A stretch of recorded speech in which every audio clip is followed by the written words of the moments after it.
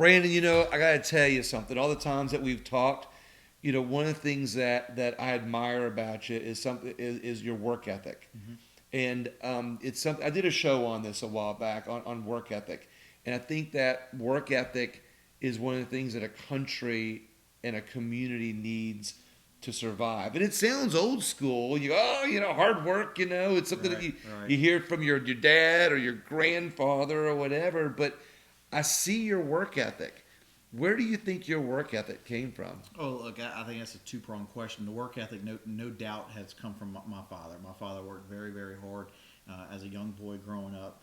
My dad was in the grocery business, working, 50, 60 hours a week there. He had his own lawn business. He cut 43 yards every single week. He sold vitamins, just to make ends meet and stuff like that. So my dad definitely a very, very hard worker.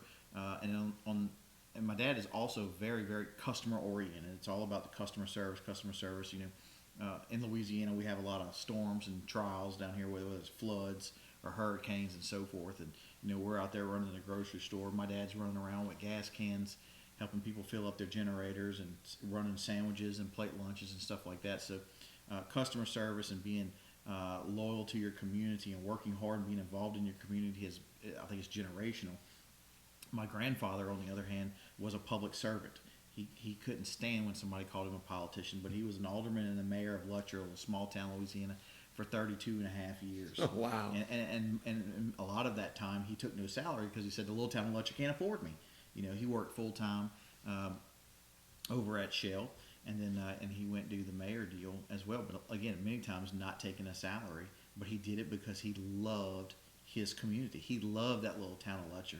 I tell a little story all the time to a lot of my friends and family and so forth that there is no cemetery in Lutcher.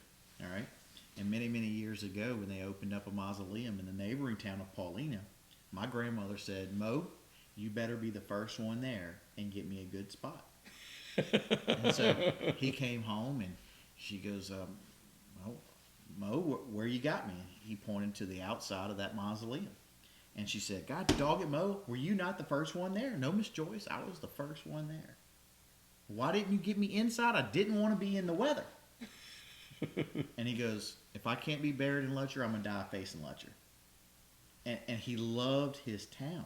That's Wow. why he did what he did. He loved his town and he loved his community. After my grandfather passed, we had dozens and dozens of folks coming. And my grandfather was not a wealthy man by all means. He worked at Shell Oil.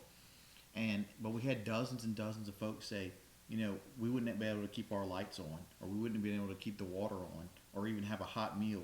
But Mo took care of us, and he took care of our bill for that month, or he went to the store and bought groceries with us. And we heard all these stories we didn't even know about. That we didn't even know about that was happening. But again, I'm passionate about public service. I'm passionate about customer service, and that's just been in my heart for a long time. And again, the hard work came. Obviously, I grew up watching my dad working hard, and the public service part from my grandfather, and we're trying to instill that in our kids today.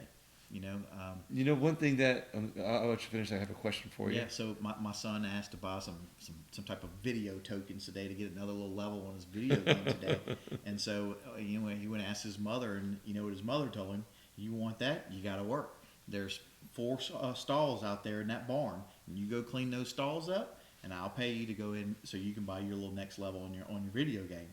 You're not just going to be given everything and giving it for free. You got to work for that." So we're trying to instill the same thing in our kids. I think, as I said in the beginning, work ethic is so important.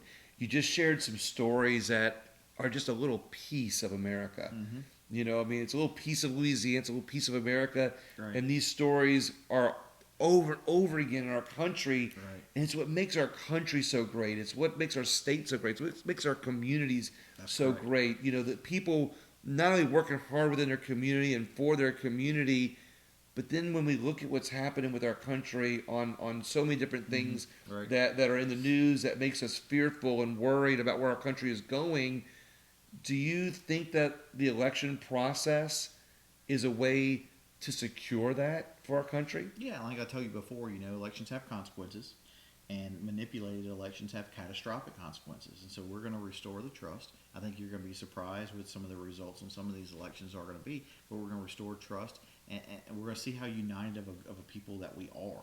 And look, I've traveled the world with my job. I've been all over the world, all over the country, in the grocery industry.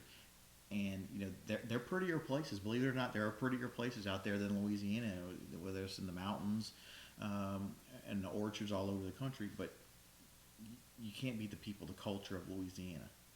I think anytime there's a festival or a fundraiser, look, my heart is kids. I love children. I love children. And anytime there's a fundraiser we're all in with the kids around here. But that's all over the state of Louisiana.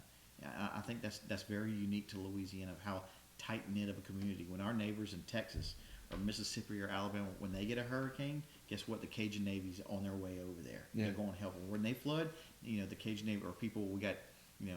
I'm in a little bit in aviation, so we have people at our airports. They're going to load up their airplanes with toilet paper and food and supplies, and we're going to fly it wherever that disaster happened. And I think that is very unique. That's the best asset that we have is our people in Louisiana, and that's why I'm so confident that we can get the people involved and restore trust in our elections and restore the process, but get the people involved in the process. And you think that's how we save our country? That's how we save our state and first, our state first, and then on the way to our country. Absolutely. I love it. That's amazing. Yes, sir. Once again, thank you so much. I appreciate that. Thank you, brother. Well, I got to tell you what, if it's a way to restore America, like I said, and our work ethic is most important things we have. Thank you so much. Appreciate it. Thank you.